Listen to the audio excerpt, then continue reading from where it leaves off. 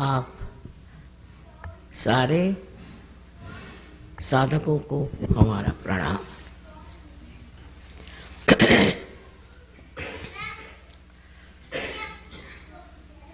हम मंदिरों में जाते हैं भगवान के दर्शन करने और चाहते हैं कि हमें वो प्राप्त हो। इतना ही नहीं, हमारे अंदर अनेक इच्छाएं होती हैं जो हम सोचते हैं कि परमात्मा परिपूर्ण कर देंगे। ऐसी अनेक कारणों से हम मंदिरों में जाते हैं कि वहाँ का वातावरण हमें शांति दे और समाधान दे। ये बात तो सही है कि ये सब चीज़ें घटित हो सकती और इसीलिए मंदिर बनाए गए हैं, लेकिन इससे भी आगे कुछ जाने का और कुछ पाने का है, और इसका मूल तत्व भी हमारे हिंदू शास्त्रों में लिखा हुआ। लेकिन जब हम कुछ पढ़ते हैं तो उसके अंदर छिपा हुआ अर्थ हम नहीं समझ पाते कभी कभी।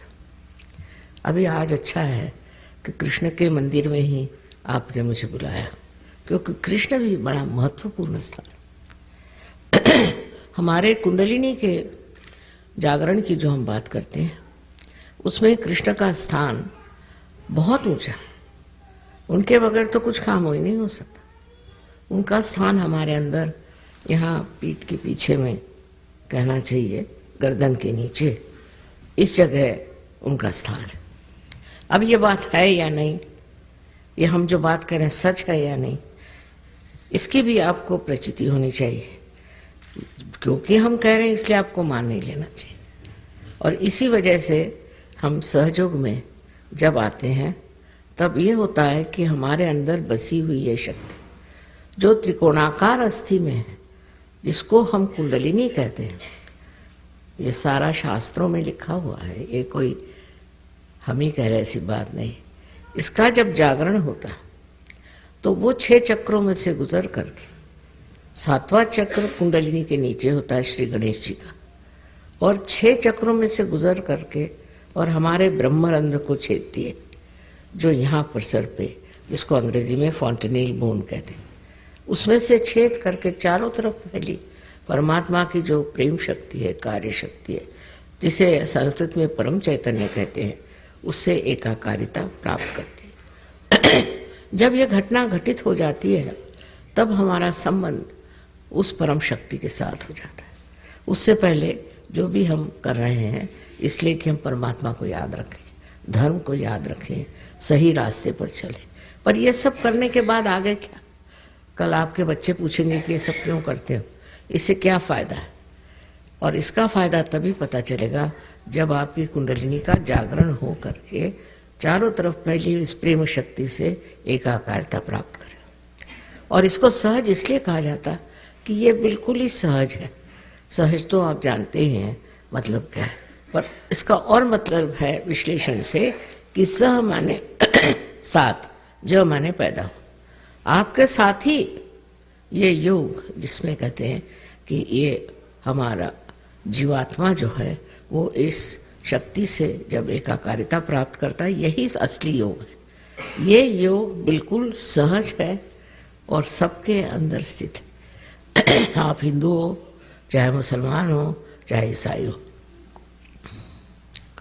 चाहे आप काले गोरे कुछ भी हो, ये कुंडलिनी शक्ति सबके अंदर स्थित है। तब हम लोग अलग अलग कैसे कह सकते हैं? ये ज़रूर है कि हमारा भारतीय कल्चर बहुत ऊंचा है, इसमें कोई अपने संस्कृति की विशेषता, और उस संस्कृति के वजह से हम लोग एक कायदे के तरीके से चलते हैं, पर तो भी उसका अंत जब तक हम नहीं प्राप्त करेंगे हमें सुख नहीं मिल सकता, आनंद नहीं मिल सकता, और जो कुछ भी हमें वचन दिए गए हैं वो हो नहीं सकता। इसका जागरण करना कोई कठिन काम नहीं था, लेकिन पहले ज़माने में ऐसा देखा गया कि इस तरह की कोई प्रणाली थी, इस तरह की कोई परंपरा थी कि उस परंपरा के कारण एक इंसान को ही कोई जागरूक करता था। एक ही आदमी उस दशा में जाता था। मुझे लगता हो सकता है उस वक़्त लोगों को ये भी डर हो कि कोई जागरूकतावस्था में चला जाए तो उसको सब लोग सताएंगे। आपने सुना होगा कि हमारे देश में जहाँ इतनी भारतीय संस्कृति है, किस तरह से हर एक अवतरण को भी और हर एक परमात्मा के भक्तों को भी, इतना ही नहीं पर संतों को भी लोगों ने बहुत सताया। और पता नहीं क्यों सताते थे, मेरी समझ ही में नहीं आता है कि ऐसी सताने की ज़रूरत क्या थी। पर कुछ ऐसा हो जाता था स्वभावतः कि वो लोग संसार में रहने लायक नहीं रहते। आपने ज्ञानेश्वर जी के बारे में भी सुना होगा कि इनको इतना सताया कि 23 साल की उम्र में उन्होंने अपनी समाधि ले ली। जीते जागते 23 साल की उम्र में उन्होंने अपनी समाधि ले ली। इतना हम लोगों ने उन्हें सताया। उसके कारण ये थी कि मनुष्य समझ ही नहीं पाता था कि ये जो सूक्ष्म बात कहते हैं इसमें कोई अर्थ है। और इसलिए इस तरह की बहुत सी घटनाएं अपने देश में भी हुई कि लज्जाजनक है। हम लोगों ने संत साधुओं को बहुत सताया, बहुत छला क्योंकि वो प्रेम में रत रहते। उनका विश्वास तो था ही, भयंकर जबरदस्त था, और वो प्रेम में रत रहते थे। इस वजह से शायद हो कि लोगों को अच्छा नहीं लगा। बहरहाल उसका कारण कुछ भी हो, बात एक कहने की ये है कि हमें भी उस चीज़ को प्राप्त कर लेना चाहिए। आज समाज में सहयोग 72 देशों में चल रहा है, तो ऐसी कोई समस्या खड़ी नहीं होगी जब आप संत हो जाएंगे तो आपको कोई तकलीफ होगी। पर संत होने के लिए कोई चीज़ छोड़ना छाड़ना ये गलत बात है। कि जैसे बुद्ध धर्म आने पर लोगों ने ये शुरू करी चीज़, लेकिन तब आदि शंकराचार्य 6ठी शताब्दी में आए और उन्होंने कहा सब बेकार चीज़ें हैं। खुद उन्होंने संन्यास लिया था क्योंकि उन्हें कार्य करना था, पर उन्होंने कहा इस तरह का संन्यास लेना, इस तरह के कपड़े पहनना, इसलिए जो बुद्ध मार्ग है वो सब गलत है।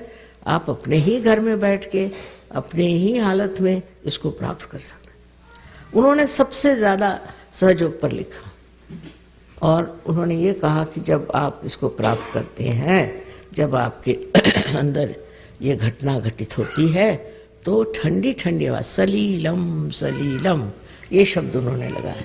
और इस तरह से उन्होंने कहा कि हमारे अंदर इस तरह से ये घटित होने के बाद धीरे धीरे सलीलम सलीलम, ये परमात्मा की जो चैतन्य शक्ति है अंदर बहना शुरू हो जाती है।